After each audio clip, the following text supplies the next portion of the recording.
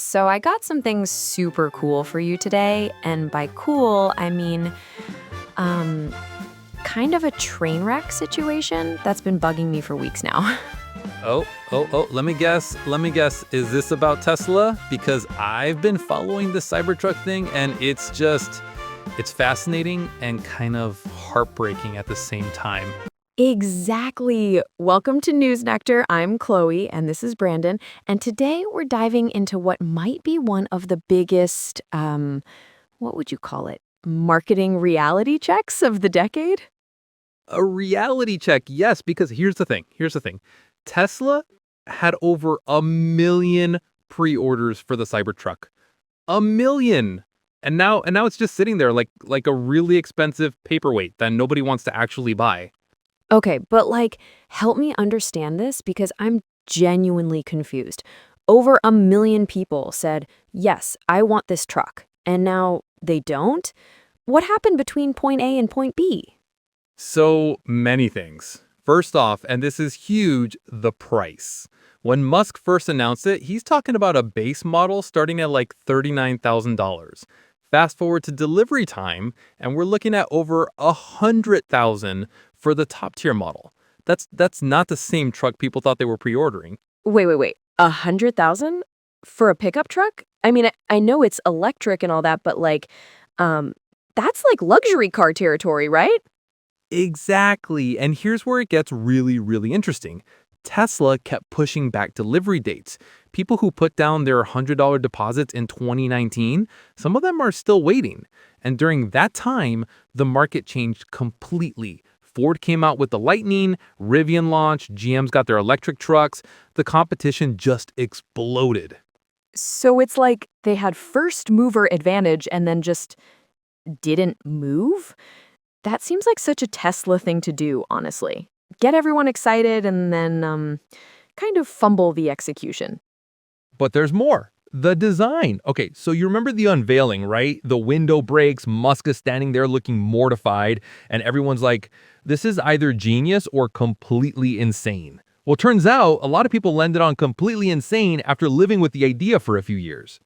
I have to ask, though, what's the actual problem with the design? Because I remember seeing it and thinking it looked kind of cool in a dystopian future sort of way.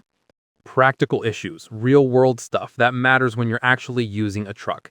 The bed shape is weird because of the angular design, so it doesn't fit standard truck accessories. The tonneau cover is this massive single piece that's super heavy, and don't even get me started on trying to fit in normal parking spaces. It's huge.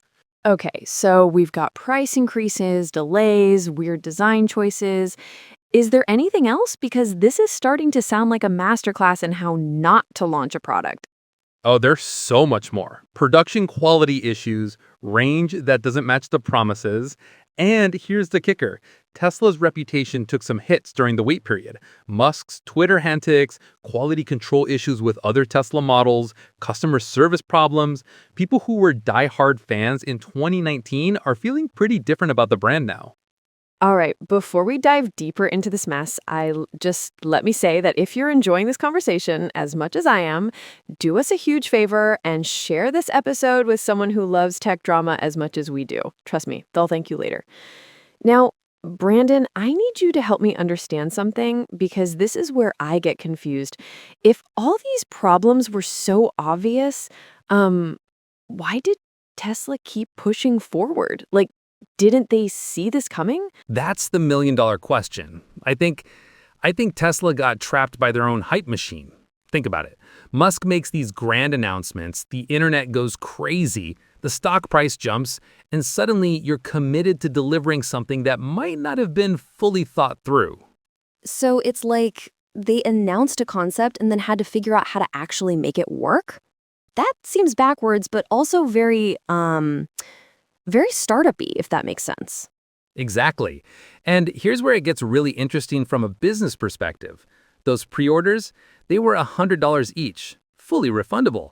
So Tesla got this massive interest-free loan from customers, but the customers had zero real commitment. When push came to shove and the actual truck didn't match expectations, people just walked away. That's actually genius from a customer perspective. You get to see if the company can deliver without any real risk. But for Tesla, yikes. They're sitting there with all this manufacturing capacity and nobody wants the product. And it's not just the individual buyers walking away. Fleet customers, which are huge for truck sales, they looked at this thing and said, nope. Construction companies, delivery services, they need practical trucks that work with existing infrastructure and workflows. The Cybertruck just doesn't fit that bill.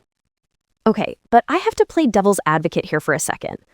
Are we being too harsh? I mean, it's still early days, right? Maybe Tesla just needs more time to work out the kinks and find their audience. I want to believe that. I really do.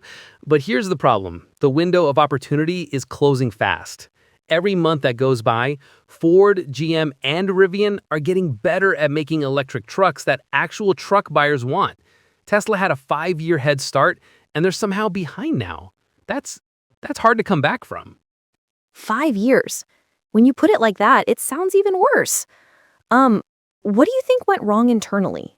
Like, was it just Musk being Musk, or were there deeper issues? I think it's a combination of things. Tesla has always been great at innovation and terrible at execution consistency. They can make amazing technology, but when it comes to manufacturing at scale, quality control, customer service, they struggle. And with the Cybertruck, all of those weaknesses got magnified because the stakes were so high. Plus, the truck market is just different, isn't it? Like, Tesla could get away with some quirkiness in the car market because early adopters loved that stuff. But truck buyers, they want reliability, practicality, value for money. Bingo! Truck buyers are brand loyal, they're practical, and they're not impressed by flashy tech if it doesn't help them get work done. Tesla tried to apply their Silicon Valley move fast and break things mentality to a market that values proven reliability above everything else. It was never going to work. So, where does this leave Tesla? Are they just going to keep making Cybertrucks that nobody wants, or do they have an exit strategy? That's the fascinating part. They're kind of stuck. They've invested billions in the manufacturing setup. They've made all these promises to shareholders and customers. They can't just walk away, but they also can't keep throwing money at a product that's fundamentally flawed for its target market. It sounds like they're in what business people call a, what's the term? A sunk cost fallacy situation, where you keep investing because you've already invested so much, even though the smart move would be to cut your losses. Exactly. And the really sad part is that Tesla could have made a perfectly good electric truck. Look at Ford's approach. They took the F-150, which is already America's best-selling truck, and just made it electric. Simple, practical, effective. Tesla tried to reinvent the wheel and ended up with a triangle. That's actually a perfect analogy. They tried to reinvent the wheel and ended up with a triangle. Can I steal that for future conversations? Because that sums up so many tech company mistakes. Absolutely. And it's not just Tesla. So many companies, especially in tech, they think they can disrupt an industry by completely ignoring what customers actually want and need. Sometimes the boring, incremental improvement is exactly what the market needs. Okay, so let's talk about the bigger picture here. What does this mean for Tesla as a company? Are we looking at their first major product failure, or is this just a bump in the road? I think this is bigger than just one product failure. The Cybertruck was supposed to be Tesla's expansion into new markets, their proof that they could dominate electric vehicles beyond just cars. If they can't make it work in trucks, what does that say about their plans for semi-trucks or other commercial vehicles? Right, and it also shows that maybe Tesla's brand magic isn't as strong as we thought. Like, people were willing to overlook issues with Model S or Model 3 because those were still good cars overall. But with the Cybertruck, the issues are just too fundamental to ignore. And here's what really worries me about Tesla's future. They've lost the narrative. For years, they were the scrappy underdog fighting big auto. Now they're looking like just another big corporation that overpromises and underdelivers. That's a really hard reputation to recover from. Plus, and I hate to say this, but Elon Musk's personal brand has become kind of a liability, hasn't it? I mean, regardless of how you feel about his politics or his Twitter behavior, it's definitely affecting how people see Tesla. That's a huge factor that doesn't get talked about enough. Tesla used to benefit from Musk's personal brand, but now it's becoming a drag on sales.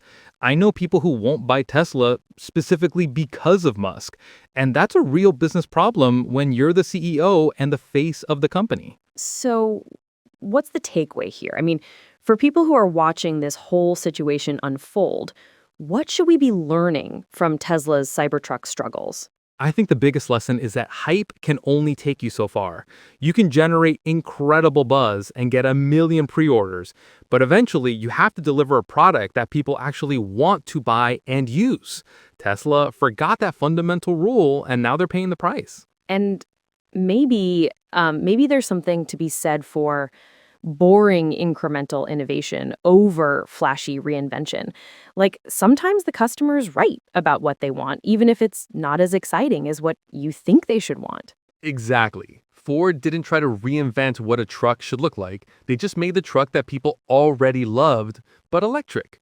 Simple, effective, successful. Tesla could learn something from that approach. Well, this has been absolutely fascinating and honestly kind of depressing in a schadenfreude sort of way.